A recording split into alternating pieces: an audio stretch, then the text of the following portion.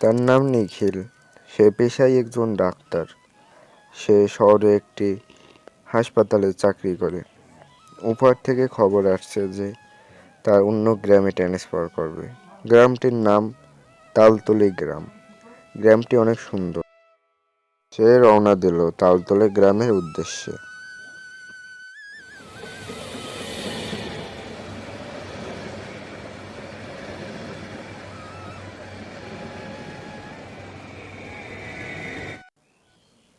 গ্রামটি এখান থেকে 50 কিলোমিটার। গ্রামটি যেমন সুন্দর সেই রকমও ভয়ঙ্কর। ভয়ঙ্কর হবে না কেন? এটা একটি পাহাড়ি অঞ্চল গ্রাম। নিখিল তালতলি গ্রামের মাঝখান থেকে যাচ্ছে তার কোয়ার্টার খোঁজার জন্য, এবং তাকে একজন লোক এসে নিয়ে যাবে কোয়ার্টারে।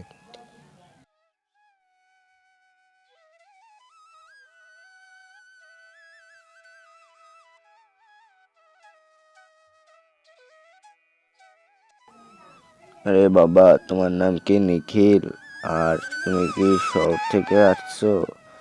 আর তুমি কোন হাসপাতাল থেকে আসছো? নিখিল মনে করলো ওই আঙ্কেলই হতে পারে। হ্যাঁ কাকামশাই, আমি নিখিল। আর আপনি আমাকে চিনেন? আর আমি তো শহরের মেজো হাসপাতাল থেকে আসছি। আমার নাম রমেশ বাবা, আমি তোমাকে নিতে আসছি। রমেশ নিখিলকে নিয়ে গেল কোয়ার্টারে। তাদের কোয়ার্টার এখান থেকে বেশ দূর নয়। এই কিছুক্ষণ হাঁটলেই তারা পৌঁছে যাবে।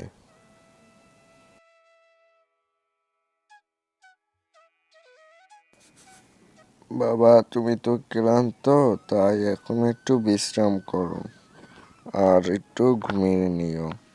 আর তোমার তো হাসপাতালে যাইতে হবে বিকেলে বা সন্ধ্যার সময়। আচ্ছা কাকামশাই, সমস্যা নেই, আমি বিশ্রাম করে হাসপাতালে চলে যাব। নিখিল ঠিক 6টার সময় রওনা দিল তার গ্রামের হাসপাতালে যাওয়ার জন্য। তাদের হাসপাতাল এখান থেকে 2 থেকে 1 কিলোমিটার। তার হাসপাতালে পৌঁছতে পৌঁছতে তার রাত 7টা বেজে গিয়েছে। সে প্রয়োজনীয় কাজ করছে। হাসপাতালে গ্রামের অনেক রোগী আসছে। সে তাদেরকে দেখে ঠিক মতো তাদের সমস্যার সমাধান করছে।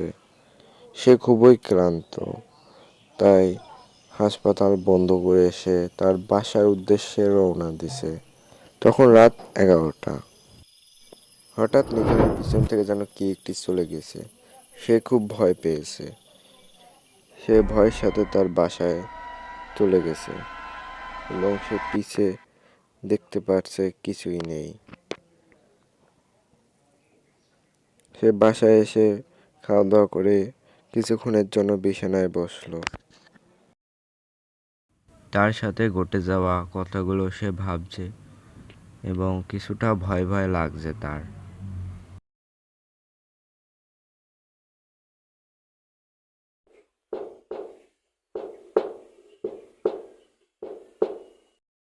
এত রাতে আবার কে আসলো ডাকতে? দেখি কে আসলো। আরে রমেশ কাকা, কিছু বলবেন? আর আপনার কিছু প্রয়োজন আছে নাকি? আর এত রাতে ডাক্তার আসছেন কিসের জন্য বলেন? আরে নিখিল বাবা, তুমি রাতে এখান থেকে বের হবে না। আর তোমাকে আমি খাবার দিয়ে গেছি, খাবার খেয়ে তুমি ঘুমিয়ে পড়বা। আর রাতে কোনো অজানা কোনো কিছুতে ডাকলে রাতে উঠবা না। ঠিক আছে কাকা মশাই, আমি রাতে উঠবো না। আর কি কি খারাপ হবে গ্রামে? আর কে ডাকবে রাতে একটু আমাকে বলেন। আর আমি নতুন, মানে নতুন কেউ আসলে সমস্যা হবে? বাবা, এটা তো আমি এখন বলতে পারবো না, তবে সকালে বললে হবে। আর তুমি ঘুমিয়ে পড়ো, বেশি রাত হয়ে গেছে। নিখিল খাওয়া দাওয়া করে ঘুমিয়ে পড়েছে। আর সারা দিনের ক্লান্ত বিছানায় দিতে ঘুমিয়ে পড়েছে।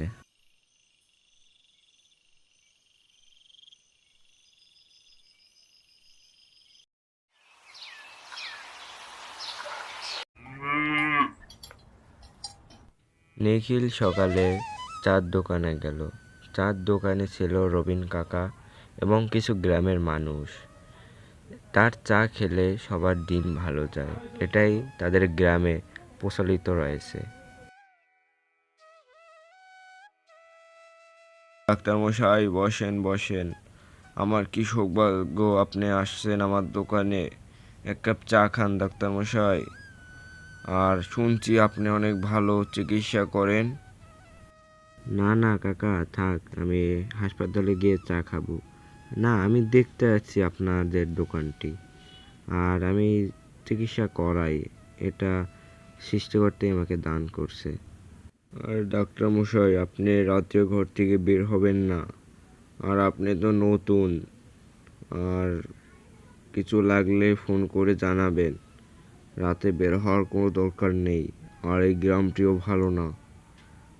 আর আপনি তো অনেক ভালো চিকিৎসা দেন, তাই অনেক মানুষ আসতে পারে আপনার বাসায়, তাও বের হবেন না আপনি।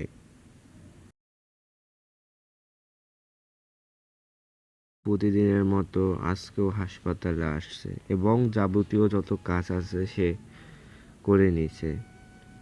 আজকে বেশি রোগী আসেনি, তাও সে আজকে পরিশ্রম করতে আছে শুধু গ্রামের জন্য আর তার মা বাবার জন্য।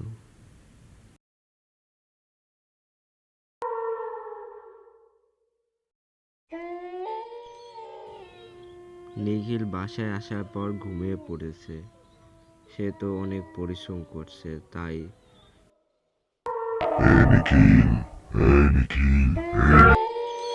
নিখিল ঘুম থেকে উঠে পড়ল। হঠাৎ পড়ে গেল।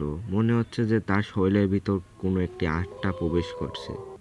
সকালে অনেক গ্রামবাসী তাকে দেখতে এলো।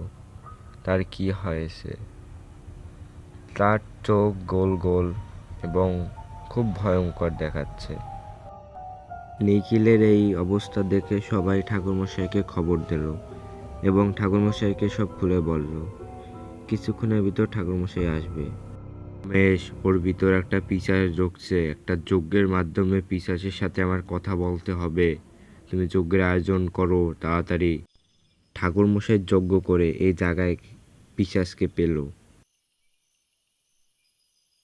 এই পিশাচ, তুই ওর দেহ থেকে বের হয়ে যা। এই ঠাকুরমশাই, তুই আমার কিছুই করতে পারবি না, পারলে তুই আমাকে কিছু করিস, যা। এই রমেশ, আমি ওকে মারতে পারবো না, কারণ ও একটি তপস্যার জন্য শক্তিশালী হয়ে গেছে। তুমি একটা কাজ করো, সব গ্রামবাসীকে বলো দরজা জ্বালানা দিয়ে থাকতে, আর আমি তপস্যা করে মা কালীর খড়গ দিয়ে ওকে মারবো। আমি তো আসতে পারবো না, তাই খড়গ এসে ওকে মারবে।